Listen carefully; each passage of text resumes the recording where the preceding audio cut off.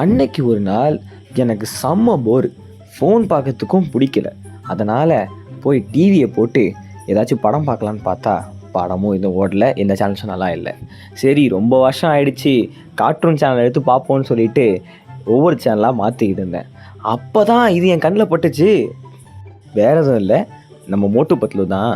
ஆனால் நம்ம பார்த்த மோட்டு பத்லு இல்லை, இது வேற.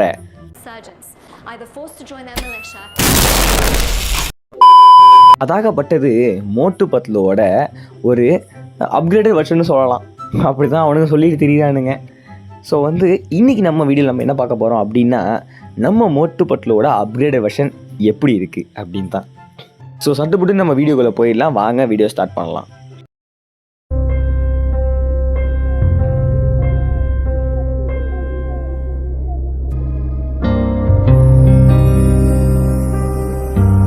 அவ்வளோதான், நம்மளை முடிச்சு விட்டீங்க போங்க.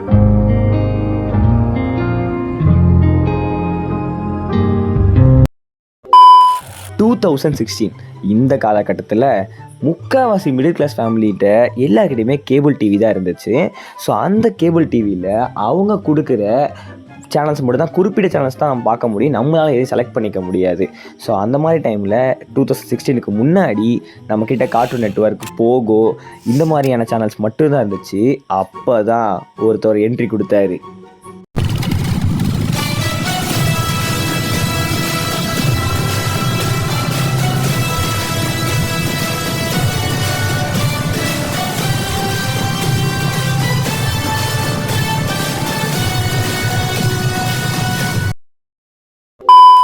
அவர் தான் நிக்லோடியன். கிட்டத்தட்ட எல்லா கேபிள் டிவிலையும் நிக்லோடியனை 2014 டெலிகாஸ்ட் பண்ண. அந்த நிக்லோடியனில் ஒரு முக்கியமான ஷோ தான் மோட்டு பத்லு.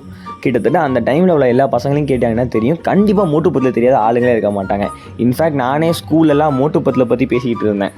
ஸோ அந்தளவுக்கு எல்லாரையுமே ஒரு ஈர்த்த ஒரு டிவி ஷோ தான் மோட்டு பத்லு. அதுவும் வந்த கொஞ்ச நாளே எல்லாருமே எல்லாருக்கும் பிடிக்கிற மாதிரி ஆயிடுச்சு. மற்ற கார்ட்டூன்ஸ்லாம் மறந்துட்டு மோட்டு பத்லுவே பார்க்க ஆரம்பித்தாங்க. இந்த மாதிரி தான் நடந்தது. அது மட்டும் இல்லாமல் இது ஒரு இந்தியன் கார்ட்டூன் வேறு. ஸோ பயங்கரமாக ரீச் கொடுத்தது. அப்படி வந்த மோட்டு பத்லு எல்லார் மனசையும் இடம் பிடிச்சி பயங்கர ரீச் ஆனதுக்கப்புறம் அதுக்கான சில படங்களும் எடுத்தாங்க. நிறைய படங்கள் வரும். நிக்லோடியனில் சண்டே இந்த வீக்கெண்ட்ஸ் 11 மணிக்கெலாம் ஒவ்வொரு படமாக போடுவாங்க. அந்த படம் எல்லாமே நான் பார்த்துருக்கேன். எனக்கு ரொம்ப பிடிக்கும் மோட்டு பத்லு படம்லாம். இந்த மோட்டு பத்லோட ரீச் எவ்வளோ பெருசாக போச்சு அப்படின்னு பார்த்தீங்கன்னா, இதுக்கு ஒரு தேட்ரிக்கல் மூவி தர அளவுக்கு இதோட ரீச் போச்சு. அதுக்கு கிங்ஸ் ஆஃப் கிங்னு ஒரு படம் சில தேட்டர்ஸில் ஓடிச்சு. இப்படி வளர்ந்த மோட்டு பத்லு காலப்போக்கில் பயங்கரமாக அடிபட்டுச்சுங்க. அது காரணம் என்னென்னா ஒரு சர்டைனான எபிசோட்ஸ் தான் அதுக்கு எடுத்திருந்தாங்க. அதையே அவங்க ரிப்பீட் பண்ணி போட்டு பாடுறதுனால நிறைய பேர் பார்க்கறத விட்டாங்க.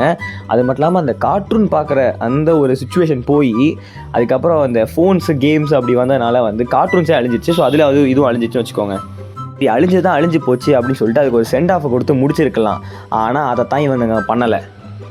இதை எப்படியாச்சும் தேத்தி காசு பார்த்துடலாம் அப்படிங்கிற ஒரே நோக்கத்தினால இதை அப்கிரேட் பண்ணாங்க, ரீபூட் பண்ணாங்க.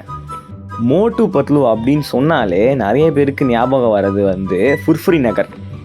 ஸோ அதை யார் கேட்டாலுமே சொல்லுவாங்க. இன்ஃபேக்ட் அது எவ்வளோ எக்ஸ்ட்ரீம்ஸ்க்கு தெரியும்னா, மோட்டு பத்லு வீடுங்க அப்படின்னு கேட்டால், நேராக போங்க சம்சா கடை வரும், அதுலேருந்து ரைட் எடுத்திங்கன்னா நம்ம மோட்டு பத்லு வீடு அப்படின்னு சொல்கிற அளவுக்கு அந்த மேப்பும் அந்த சரௌண்டிங்கும் நமக்கு மைண்டில் ஃபிட் ஆகிருக்கும்.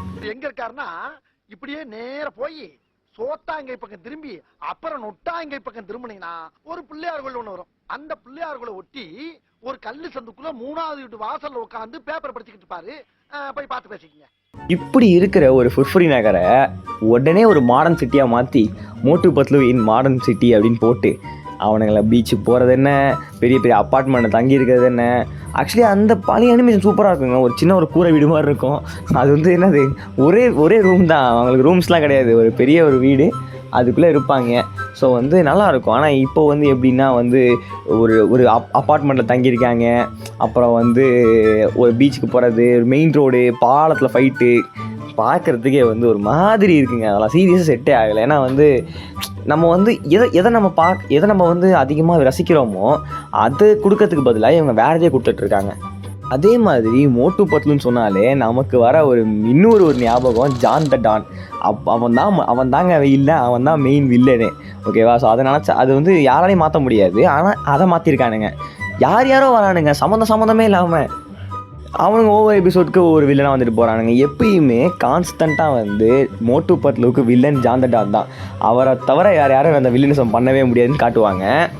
ஆனால் இப்போ என்னென்னா ஜான் த டான் அப்படிங்கிற வரதுக்கு அந்த கேரக்டர் நான் பார்த்தோம்னா அது ஒரு 2-3 எபிசோட் பார்த்தா ஆளே காணோம்.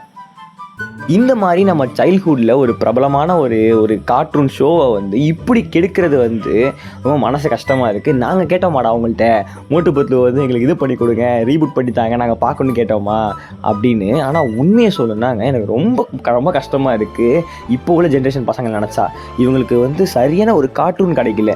அவங்க ஏன் ஃபோன் அப்படின்னு போயிட்டுருக்காங்க அப்படின்னு நீங்கள் வந்து கேட்டிங்கன்னா உண்மையான கதை என்னென்னா அவங்களுக்கு என்டர்டெயின்மெண்ட் எதுவுமே கிடையாதுங்க ஃபோனை தவிர. அவங்க எப்படி இருக்காங்கன்னா ஒரு கார்ட்டூன் அப்படிங்கிறதுனா அவங்களுக்கு தெரிஞ்சதெல்லாம் அந்த கோகோ மேலன் தான். இந்த 3 வயசுக்கு கீழே உள்ள பசங்க பார்க்குற ஒரு கார்ட்டூனாக பார்த்துட்டு இருக்காங்க. அந்த காலத்தில் நம்ம பென்டன் அப்படிங்கிற ஒரு காம்ப்ளெக்ஸான ஸ்டோரியை புரிஞ்சுக்கிட்டு பார்த்தோம். அந்த காலம் எங்கே போச்சு, அந்த மாதிரியான மனுஷங்க எங்கே போனானுங்க அப்படிங்கிறத நினச்சாலே ரொம்ப ஆதங்கமாக இருக்குது. அந்த ஆதங்கம் தாங்க இந்த வீடியோ. ஸோ வந்து உங்களோட கமெண்ட்ஸை வந்து நீங்கள் இதில் கொட்டுங்க. ஓகேவா? நீங்கள் எத்தனை பேர் இந்த மோட்டு பத்லுவை மிஸ் பண்ணுறீங்க, உங்களோட சின்ன வயசை கார்ட்டூன் அந்த எக்ஸ்பீரியன்ஸை மிஸ் பண்ணுறீங்க அப்படிங்கிறத வந்து நம்ம கமெண்ட்டில் சொல்லுங்கள், நம்ம தெரிஞ்சுப்போம். இதோட இந்த வீடியோ முடிச்சிக்கலாம். ரொம்ப ஆதகம் பண்ணக்கூடாது. ஆனால் வந்து நான் ஒரு சின்ன ஐடியாவும் வச்சுருக்கேன்.